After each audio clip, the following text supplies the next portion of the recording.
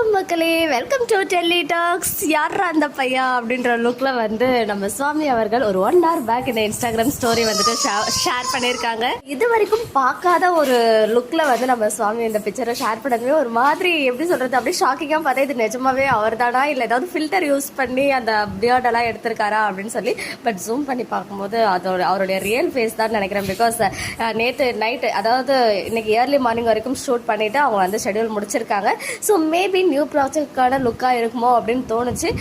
இதை பார்த்ததுமே சிங்கம் சூர்யா கெட்டப் மாதிரி தான் ஃபீல் ஆச்சு லைட்டாக. இந்த லுக்லேயும் ஸ்மார்ட்டாக தான் இருக்காங்க. பட் சடனாக லுக் சேஞ்சுக்கு என்ன காரணம் அப்படின்னு சொல்லிட்டு யோகிக்க முடியல. கண்டிப்பாக நியூ ப்ராஜெக்டாக இருக்கிறதுக்கு சான்சஸ் இருக்குது. சப்போஸ் நியூ ப்ராஜெக்ட்டுக்கு இந்த லுக்னா நம்மளுடைய மகாநதிக்கு அந்த லுக்குமே வரணும் இல்லையா? ஸோ 2 லுக்குமே வந்து பேக் டு பேக் இமிடியேட்டாக சேஞ்ச் பண்ண முடியாது ஒரே மாதத்துலேயே 2 கெட்டப்பில். ஸோ என்னன்னு தெரியல.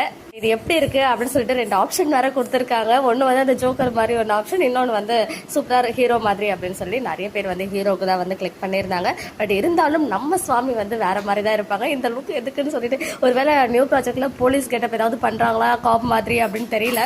அதர்வைஸ் மூவிஸாக கூட இருக்கலாம். ஸோ ஜஸ்ட் கெஸ் தான் பண்ண முடியும். பட் எனிவேஸ் இந்த லுக் வந்து பார்க்க டிஃப்ரெண்ட்டாக இருக்குது. இது வரைக்கும் நம்ம பார்க்காத சுவாமியை வந்து இப்போ பார்த்துட்டு இருக்கோம். க்யூட்டான ஒரு வீடியோ.